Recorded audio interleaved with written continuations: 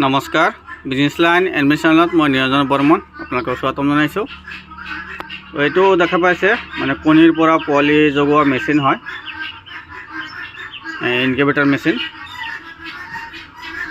ইয়াত আছে হাঁহৰ কণী আছে, এইখিনি আছে টাৰ্কি কণী, টাৰ্কি কুকুৰা চৰাৰ কণী, এইবিলাক টাৰ্কি কুকুৰা চৰাৰ কণী, আৰু এইখিনি হৈছে লোকেল কুকুৰা চৰাৰ কণী, মানে ঘৰৰে কণী হয়, এইখিনি লোকেল কুকুৰা চৰাৰ কণী হয়। আৰু এতিয়া এটা মাছৰ যিবিলাক নেকি থাৰ্মকলৰ কাৰ্টন পোৱা যায়, মাছৰ কাৰ্টন, তাতে বনোৱা হৈছে, মানে খৰচটো কম হয় এনেকুৱা এটা কাৰ্টন বনাবলৈ। আৰু ইয়াত কি হয় মানে তাপমাত্ৰাটো বহুত বেছি সময় থাকে, 4-5 ঘণ্টা কাৰেণ্ট নাথাকিলেও কোনো প্ৰব্লেম নাই, ভালকৈ মানে ঢাকি ৰাখিলে হৈ যায়। আৰু ইয়াত ব্যৱহাৰ কৰা হৈছে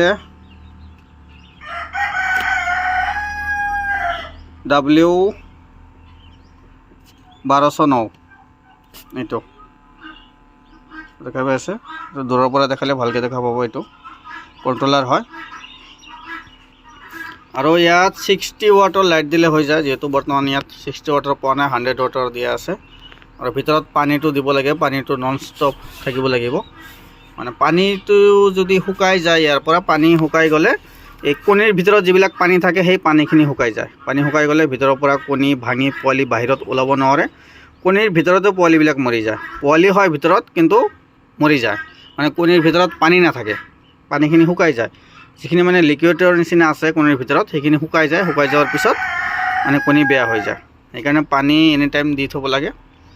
আৰু ফেন ব্যৱহাৰ কৰা হৈছে ইয়াত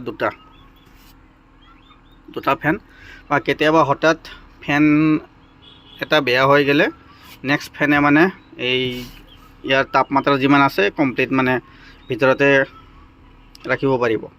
আৰু ফেনটো বেয়া হৈ গ'লে তাপমাত্ৰা এইখিনি এৰিয়াত তাপমাত্ৰাটো বেছি হ'ব আৰু ইফালে কম হ'ব, ইফালৰ কণীখিনি বেয়া হৈ যাব, ইফালৰ কণীখিনি ঠিকে থাকিব, তেনেকুৱা হৈ যাব। সেইকাৰণে ফেন দুটা লগাইছোঁ, মানে ৰিজাল্ট বহুত ভাল পোৱা যায় ফেন দুটা লগালে।